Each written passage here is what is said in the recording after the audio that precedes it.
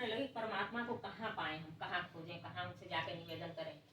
तो सभी देवता थे, तो उसमें कोई कहता था कि वैकुंठ में जाकर के देखें, वहाँ परमात्मा रहते हैं। कोई कहता था क्षीर सागर में जाकर के देखें। तो इसे हमें लिखे हैं उसमें कि बैठे सूर सब करहि विचारा, अब कह पाई प्रभु करिए पुकारा। कहाँ जाए हम उनको, कहाँ पाए पुकारें। पूर्व वैकुंठ जान कह कोई, अब को कह पय निधि प्रभु रह सोई। कोई कहता था वैकुंठ चलिए, कोई कहता था कि जो है क्षीर सागर चलिए। तो उस सभा में हमारे भोले भंडारी बाबा शिव जी भी थे। तो उन्होंने कहा एक बात, वहां पर कहते हैं शिव जी, हमारे भोले बाबा कहते हैं, तुलसीदास जी हमारे लिखते हैं मानस में कि हरि व्यापक सर्वत्र समाना, हरि व्यापक सर्वत्र समाना, प्रेम ते प्रगट हो ही मैं जाना, प्रेम ते प्रगट हो ही मैं जाना। कहते परमात्मा तो हर जगह व्याप्त है, लेकिन वो प्रकट कैसे होते हैं? प्रेम से प्रकट होते हैं। तो यानी कि इस प्रेम मार्ग की पुष्टि हमारे तुलसीदास जी ने की है और हमारे भोले बाबा ने भी की है, शिव जी ने भी की है। क्योंकि अब मानस तो सबसे पहले वही रचे थे, बाद में उसको तुलसीदास जी जो है अवधी भाषा में लिखे। तो ये शिव जी भी इसकी पुष्टि करते हैं, तुलसीदास जी भी इसकी पुष्टि करते हैं। ये बात त्रेता युग में सामने आई है। तो इस तरह से बहुत माने प्राचीन मार्ग है, पुरातन मार्ग है, एक तरह से कह सकते हैं सनातन मार्ग है। जैसे कि परमात्मा सनातन है, आप जानती हैं, आत्मा भी सनातन। तो इसी तरह ये सनातन मार्ग है, तब से ये चला आ रहा है कि प्रेम से हम किसी भी तरह से, कोई साधन से नहीं, प्रेम से हम परमात्मा को प्रकट कर सकते हैं। अब गुरु जी हमारे बताते हैं जैसे प्रेम तो सबके अंदर होता है, हर किसी के, कोई प्रेम से खाली नहीं है, हर किसी के अंदर होता है। लेकिन यह है कि हमारा प्रेम बड़ा कच्चा होता है। तो जब हम किसी संत फकीर का हाथ पकड़ते हैं तो वह हमको प्रेम करना सिखाते हैं, वह हमारे प्रेम को गहराई देते हैं। और जब हम प्रेम की गहराई में उतरते हैं तो उस गहराई से परमात्मा प्रकट होते हैं।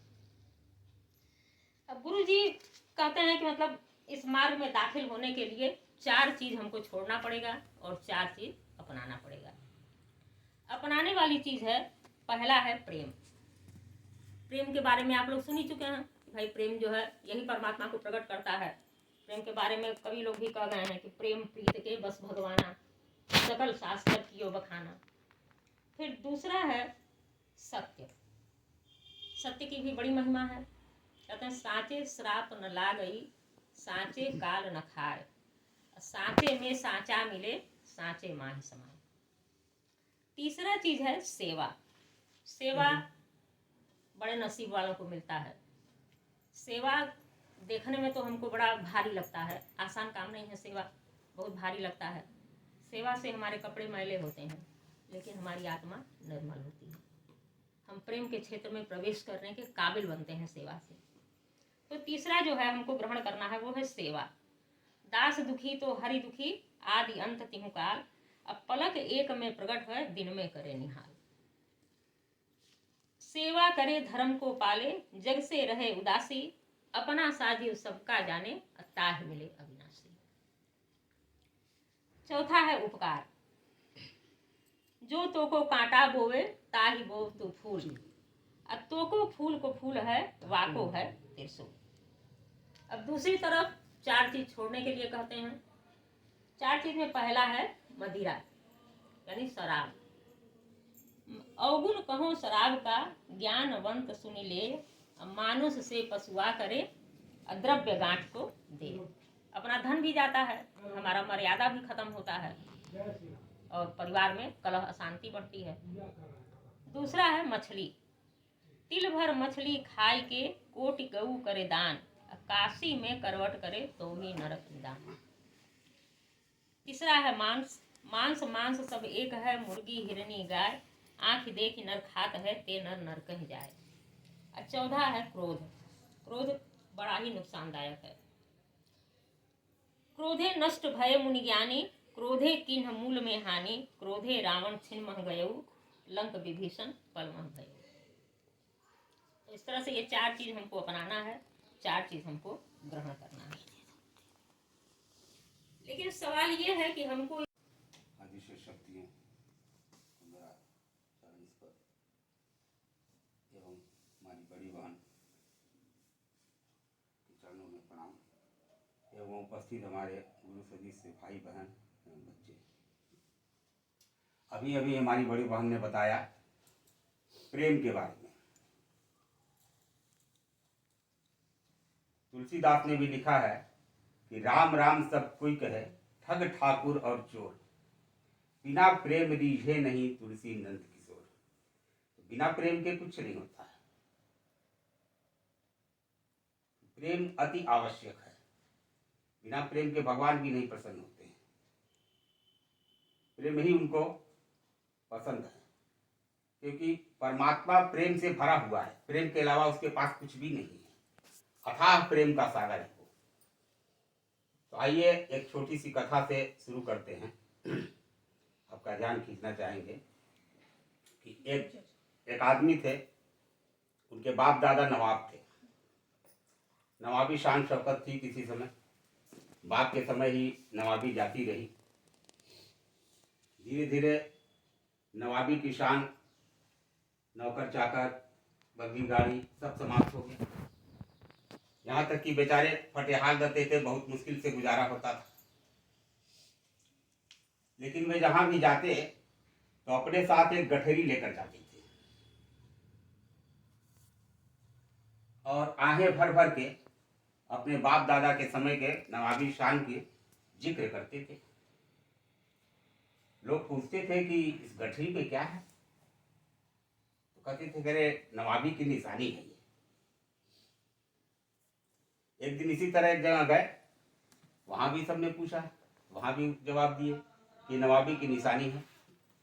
लेकिन वहां लोग पीछे पड़ गए कि नहीं, हम देखना चाहते हैं कि आखिर नवाबी की निशानी इसमें क्या है, इसको खोल के दिखाइए। अब मजबूर हो गए, तो मजबूरी में जो है दे दिए गठरी खोलने के लिए। अब गठरी खुलने लगी तो गठरी पर गठरी, गठरी पर गठरी, गठरी पर गठरी खुलती गई।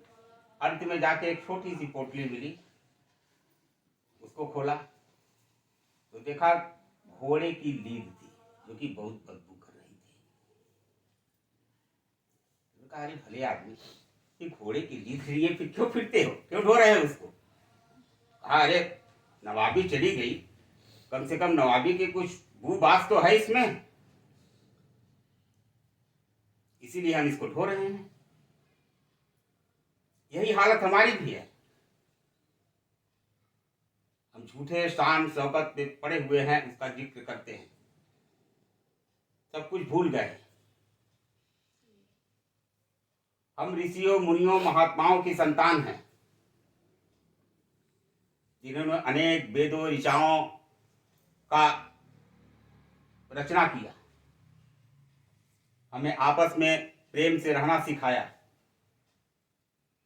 हमारे अंदर प्रेम भरा, हमें अहिंसा का उपदेश दिया।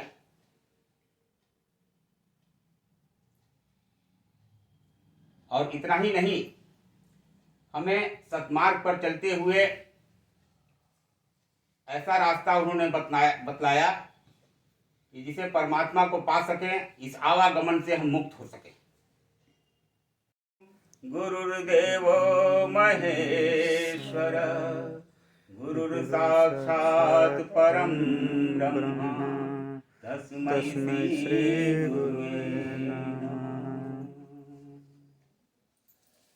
ना गुरोरधिकं ज्ञानं ना गुरोरधिकं तपं, तत्त्वज्ञान परं ब्रह्म, तस्मै श्री गुरुवे नमः। अखंड मंडलाकारं व्याप्तं येन चराचरं, तत्पदं दर्शितं येन तस्मै श्री गुरुवे नमः। ध्यानमूलं गुरुमूर्ति, पूजामूलं गुरुपदं, मंत्रमूलं गुरुवाक्यं, मोक्षमूलं गुरुकृपा, मोक्षमूलं गुरुकृपा, मोक्षमूलं